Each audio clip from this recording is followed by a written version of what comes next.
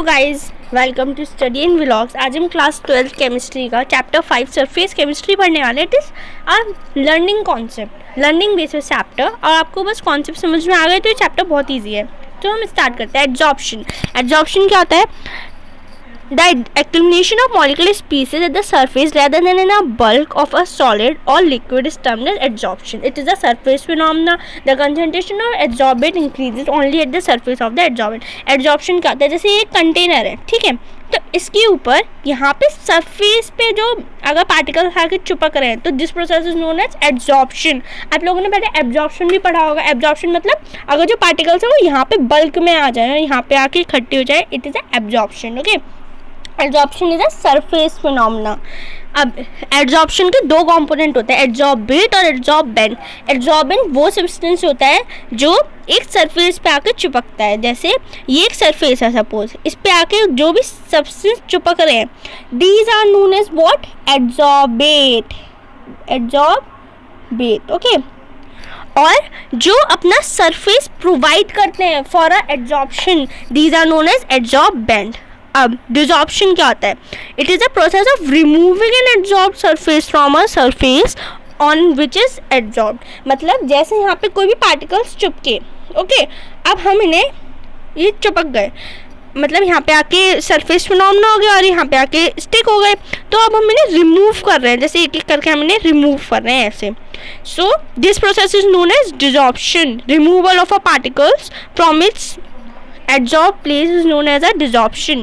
Absorption क्या होता है? Absorption, as per I tell you, it is a phenomena in which a substance is uniformly distributed throughout the bulk or a solid. मतलब जैसे ये कोई भी एक कंटेनर है, ओके, इसके अंदर कोई बल्क में जो सारे सब्सटेंस पड़े, these are known as absorption process. It is a bulk phenomena. ये सब एक बल्क में प्रेजेंट है ना, अंदर वाटर के, सपोज इसमें वाटर था तो इसमें बल्क में प्रेजेंट है। So it is the absorption phenomena. Okay, so the concentration is uniform through out the bulk of a solid. जो ये कंसंट्रेशन होगी ना पार्टिकल्स की, ये थ्रू आउट द सॉलिड क्या होगी? यूनिफॉर्म होगी। The concentration is uniform through out the solid is just a important point. Absorption क्या होता है?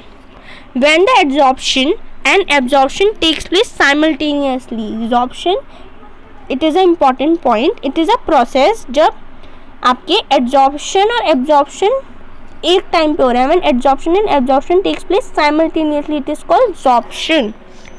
Next topic is enthalpy और heat of adsorption.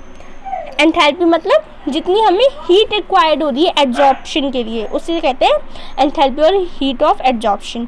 Since adsorption occurs with release in energy, adsorption में energy release होती है, that is it is a exothermic in nature. जो adsorption है वो क्या है?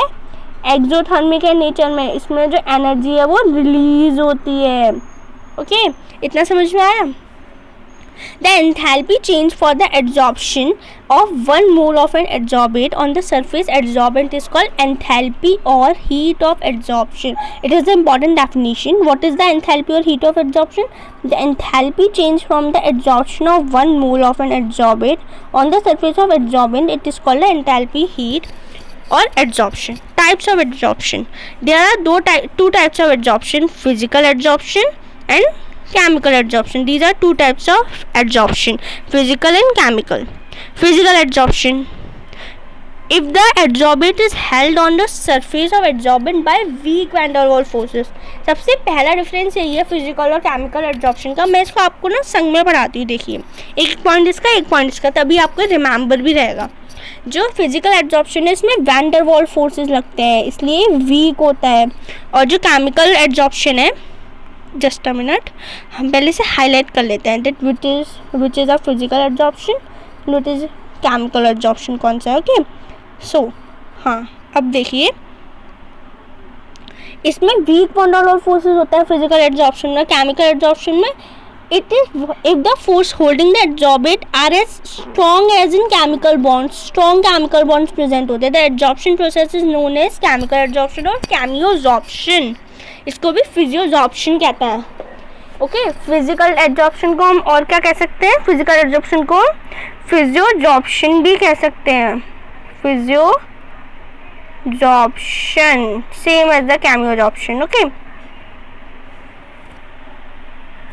Now the second point, it is non-specific. जो फिजिकल एब्जॉर्प्शन होता है वो नॉन स्पेसिफिक होता है, पर जो केमिकल एब्जॉर्प्शन होता है वो स्पेसिफिक होता है. मतलब जो चीज़ जिस पे आके चिपकनी है वो उसी पे चिपकेगी केमिकल एब्जॉर्प्शन में. जैसे आयरन है तो आयरन ही चिपकेगा उस प्लेस पे जहाँ पे रिक्वायरमेंट है, पर फिजिकल एब्जॉर्प्शन में नॉन स्पेसिफिक होता है. जैसे कैटलिस्ट भी कोई सा भी ले सकता है, पर केमिकल एब्जॉर्प्शन में कैटलिस्ट भी जो होता है वो स्पेसिफिक होता है. Okay. It is reversible. Physical absorption obviously reversible हो क्योंकि इसमें वीक फोर्सेस लग रहे हैं. Chemical absorption is irreversible process.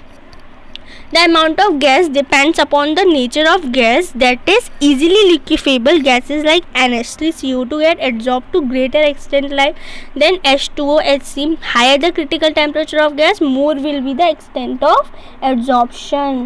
मतलब जिसका हायर होगा क्रिटिकल टेम्परेचर का जिस गैस का, उसका एब्जॉर्प्शन हाई होगा. और केमिकल एब्जॉर्प्शन में क्या होता है, amount of gas absorbed is not related. इसमें टेम्परेचर का कोई फ़र्क ही नहीं पड़ता. ओके. ये टेम्परेचर डिपेंडेंट होता है कि मतलब जितना हाई होगा आपका क्रिटिकल टेम्परेचर उतना हाई होगा आपका एब्जॉर्प्शन वाला प्रोसेस, एब्जॉर्प्शन. ओके. भी उतना ही हाई होगा. और जो ये है उसमें ऐसा कोई फ़र्क ही नहीं पड़ता केमिकल एब्जॉर्प्शन में. Fifth point, the extent of absorption increase with increase in the surface area. Example, porous and finally divided metals are good absorbent. Physical absorption में क्या होता है, अगर हम सरफेस एरिया बढ़ाते हैं तो एक्सटेंट ऑफ एब्जॉर्प्शन भी इंक्रीज हो जाता है. और केमिकल एब्जॉर्प्शन में it also increase with increase in surface area. Obviously हम किसी में भी सरफेस एरिया को इंक्रीज करेंगे. हमने किसी का भी मतलब अभी हम इतने पे चिपका रहे थे पार्टिकल्स को, हमने अभी से इतना बड़ा कर दिया तो दोनों बढ़ जाएंगे, फिजिकल एब्जॉर्प्शन भी और केमिकल एब्जॉर्प्शन भी, क्योंकि जो सरफेस है वो इंक्रीज हो चुका है. Next point, there are weak van der forces of attraction between absorbent and absorbent. ये पॉइंट हमने पहले ही पढ़ लिया. और इसमें there is a strong force of attraction similar to the chemical bonds. Okay. Next point, it has low enthalpy of absorption. इसकी जो एंथैल्पी ऑफ एब्जॉर्प्शन होती है वो लो होती है. That is 20 to 40 kilo joule पर मोल. 20 to 40 किलो जूल पर मोल होती है इसकी एनर्जी. 20 to 40 किलो जूल पर मोल. इसकी ये जो एनर्जी होती है वो लो होती है एंथैल्पी. पर जो केमिकल एब्जॉर्प्शन की जो एंथैल्पी होती है वो 180 से 240. मतलब केमिकल एब्जॉर्प्शन की एंथैल्पी ऑब्वियसली हाई है, आपको दिख रही है ये बात तो. Okay. Now the next point is low temperature is favourable. Physical absorption के लिए हमें लो टेम्परेचर चाहिए होता है, जबकि केमिकल एब्जॉर्प्शन के लिए हमें हाई टेम्परेचर चाहिए होता है. Physical absorption, no applicable activation energy is needed. इसमें एक्टिवेशन एनर्जी की कोई रिक्वायरमेंट नहीं होती, पर इसमें केमिकल एब्जॉर्प्शन में high activation energy is sometimes needed. ये जो होता है फिजिकल एब्जॉर्प्शन ये मल्टी मॉलिक्यूलर फिनोमेना होता है और chemical absorption uni molecular phenomena होता है. ये इसका मैं आपको एक्सप्लेन करती हूँ कैसे. मल्टी मॉलिक्यूलर फॉर्मूला इसलिए होते हैं क्योंकि इसमें वीक वैन डेर फोर्सेस हो रहे हैं. मतलब अलग अलग दिख जाते हैं. एक ऐसे पार्टिकल आके चिपका, दूसरा इसके ऊपर ऐसे दिख चिपका, तो इनमें वीक फोर्सेज है तो थोड़े दूर दूर होंगे ना, इसलिए इसमें मल्टी लेयर्स फॉर्म होती हैं. बट केमिकल एब्जॉर्प्शन में स्ट्रॉन्गली कोवेलेंट बॉन्ड से अटैच होते हैं केमिकल बॉन्ड से, तो ये यूनिमॉलिक्यूलर ऐसे इतने पास पास चिपकते हैं कि हम काउंट ही नहीं कर सकते, ये कह सकते हैं. इसलिए this is a unimolecular formula. Okay. Now factors affecting absorption of gases on solid.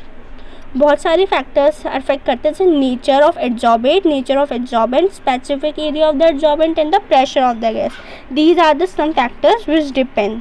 Okay, so we will continue this topic in our next lecture. Till then, like, share and subscribe to our YouTube channel, which is Study and Vlogs. Thank you.